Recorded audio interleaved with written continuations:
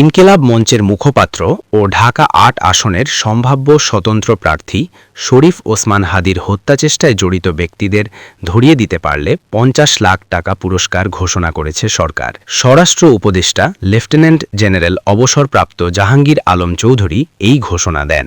হাদির উপর গুলিবর্ষণকারী সন্দেহভাজন এক ব্যক্তিকে চিহ্নিত করেছে পুলিশ। তাদের খুঁজে বের করার জন্য সাধারণ জনগণের কাছে তথ্য চেয়ে সহায়তা চেয়েছে ঢাকা মেট্রোপলিটন পুলিশ। শনিবার ডিএমপির মিডিয়া অ্যান্ড পাবলিক রিলেশনস বিভাগের উপপুলিশ কমিশনার মোহাম্মদ তালেবুর রহমান এ তথ্য জানান। ডিএমপির ফেসবুকের মিডিয়া পেজে সন্দেহভাজন ব্যক্তির ছবি প্রকাশ করেছে। শনিবার সচিবালয়ে মন্ত্রণালয়ের সভাকক্ষে আইন শৃঙ্খলা সংক্রান্ত কোর কমিটির বৈঠক স্বরাষ্ট্র উপদেষ্টা লেফটেন্যান্ট জেনারেল অবসরপ্রাপ্ত মোহাম্মদ জাহাঙ্গীর আলম চৌধুরীর সভাপতিত্বে অনুষ্ঠিত হয়। সভা শেষে ইনকিলাব মঞ্চের মুখপাত্র শরীফ ওসমান হাদির জন্য দোয়া চেয়ে উপদেষ্টা বলেন, তাকে হত্যাচেষ্টায় জড়িতদের ধরিয়ে দিতে পারলে ৫০ লাখ টাকা পুরস্কার ঘোষণা করেছে সরকার। সবার দোয়ায় তিনি আমাদের মাঝে আবার ফিরে আসতে পারবেন। তিনি বলেন, আসামি ধরার প্রক্রিয়া চলমান আছে। আশা করছি সবার সহযোগিতায় খুব তাড়াতাড়ি ধরতে পারব। আগামী নির্বাচনে যারা প্রার্থী হবেন তাদের সবার নিরাপত্তা দেওয়া হবে জানিয়ে তিনি বলেন, ফ্যাসিস্টদের গ্রেফতারের সংখ্যা বাড়াতে হবে। এতদিন শুধু সরকারি কর্মচারীদেরই অস্ত্রের লাইসেন্স দেওয়া হতো। এখন যারা নির্বাচনে অংশ নেবেন তারাও যদি অস্ত্র চান তাহলে তাদেরও লাইসেন্স দেওয়া হবে। যাদের কোনো অস্ত্র আমাদের কাছে জমা আছে সেগুলো ফেরত দেওয়া হবে। তিনি বলেন, জুলাই গণ অভ্যুত্থানের সম্মুখ সারির যোদ্ধাদের নিরাপত্তা নিশ্চিতে সরকার বদ্ধপরিকর। সরকারের পক্ষ থেকে তাদের নিরাপত্তায় বিশেষ ব্যবস্থা নেওয়া হচ্ছে। এমন অপরাধীর জামিন পাওয়া নিয়ে প্রশ্নের জবাবে জাহাঙ্গীর আলম চৌধুরী বলেন, আমরা তো গ্রেফতার করেছি, কিন্তু তাকে জামিন দেওয়ার ক্ষমতা তো আদালতের। আবার আমরা তাকে আইনের আওতায় নিয়ে আসার চেষ্টা করছি। অনতিবিলম্বে এই ঘটনার সঙ্গে জড়িতদের গ্রেফতারের জন্য আইন শৃঙ্খলা বাহিনীকে নির্দেশ দেওয়া হয়েছে। আশা করছি অতি দ্রুত সময়ের মধ্যে আমরা দুষ্কৃতিকারীদের গ্রেপ্তার করে আইনের আওতায় নিয়ে আসতে পারব। ওসমান হাদির গুলিবিদ্ধর সাথে যারা জড়িত তাকে যদি কেউ ধরে দিতে পারে তার জন্য সরকার ৫০ লক্ষ টাকা পুরস্কার ঘোষণা করেছে। ওসমান হাদির উপর আক্রমণের ঘটনা আসন্ন জাতীয় সংসদ নির্বাচনকে বাধাগ্রস্ত করার অপপ্রয়াস বলে আমরা মনে করি। জাতীয় সংসদ নির্বাচনকে বাধাগ্রস্ত বা বানচাল করার যে কোনো ধরনের অপচেষ্টা অন্তর্বর্তী সরকার কঠোর হস্তে দমন করবে। বর্তমান অন্তর্বর্তী সরকার জুলাই গণ অভ্যুত্থানে সম্মুখ সারির যোদ্ধাদের নিরাপত্তা নিশ্চিতে বদ্ধপরিকর। সরকারের পক্ষ থেকে তাদের জন্য বিশেষ নিরাপত্তার ব্যবস্থা গ্রহণ করা হচ্ছে। লুট হওয়া ও অবৈধ অস্ত্র উদ্ধারে আইন শৃঙ্খলা বাহিনীর অভিযান চলমান রয়েছে।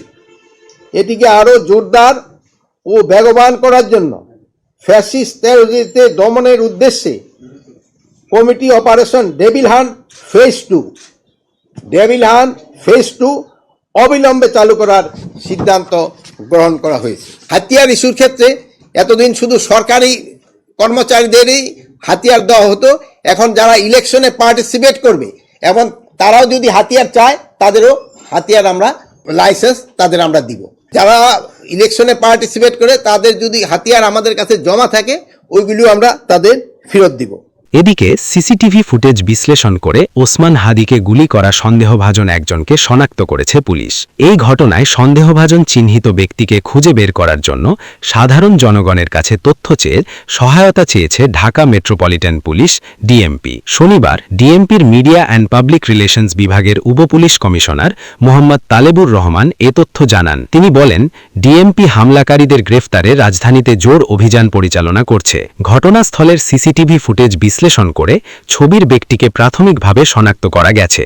ডিএমপি তাকে হন্য হয়ে খুঁজছে। উক্ত ব্যক্তি সম্পর্কে কোনো তথ্য থাকলে বা তার সন্ধান পেলে দ্রুত মোবাইল নম্বর ডিসি মতিঝিল 013-20-04-0080, ওসি পল্টন 013-20-04-0132 অথবা 999 মাধ্যমে পুলিশকে জানানোর জন্য বিনীত অনুরোধ করা হলো। সন্ধানদাতার পরিচয় গোপন রাখা হবে এবং উপযুক্ত পুরস্কৃত করা হবে। হামলাকারীদের শনাক্ত করার কাজ আরম্ভ করেছি সংশ্লিষ্ট এলাকার সিসিটিভি ফুটেজ বিশ্লেষণ করে প্রাথমিকভাবে একজনকে আমরা শনাক্ত করতে সক্ষম হয়েছি এবং তার সম্পর্কে বিস্তারিত তথ্য সংগ্রহের কাজ চলমান রয়েছে। আমরা ঘটনাটা অত্যন্ত গুরুত্ব দিয়ে তদন্ত করছি। থানা পুলিশের পাশাপাশি ঢাকা মহানগরের বিশেষায়িত ইউনিটগুলো, ঢাকা মহানগর গোয়েন্দা পুলিশ, সিটিটিসি থেকে আরম্ভ করে অন্যান্য আইনশৃঙ্খলা বাহিনী সবাই এটা খুব গুরুত্ব দিয়ে তদন্ত করছে। আশা করি সময়ের ভিতরে এই ঘটনার প্রকৃত উদ্ঘাটন সম্ভব হবে এবং ঘটনার সাথে জড়িতদের আইনের আওতায় আসতে সক্ষম হব আমরা। ঘটনাস্থলের আশেপাশে যে সিসিটিভি ফুটেজ সেটা বিশ্লেষণ করে এবং অন্যান্য আমাদের কিছু গোয়েন্দা তথ্য রয়েছে সেগুলো সবকিছু সমন্বয় করে আমরা প্রাথমিকভাবে একজনকে শনাক্ত করেছি। এটা চলমান রয়েছে। এখানে আরো কারা কারা জড়িত বা তাদের ভূমিকা কি ছিল সেগুলো আমরা পর্যালোচনা করছি। শুক্রবার দুপুর 2:15 দিকে রাজধানীর বিজয়নগরের পানির ট্যাঙ্কির সামনে রিকশায় যাওয়ার সময় মোটরসাইকেলে আসা দুই দুর্বৃত্ত খুব কাছ থেকে ওসমান হাদিকে গুলি করে পালিয়ে যায়। পরে আশঙ্কাজনক অবস্থায় তাকে দ্রুত ঢাকা মেডিকেল কলেজের হাসপাতালের জরুরি বিভাগে নেওয়া হয়। সেখান থেকে তাকে সন্ধ্যার পর নেওয়া হয় এভারকেয়ার হাসপাতালে। বর্তমানে সেখানেই চিকিৎসাধীন তিনি। ডেস্ক রিপোর্ট, বাংলার গেজেট।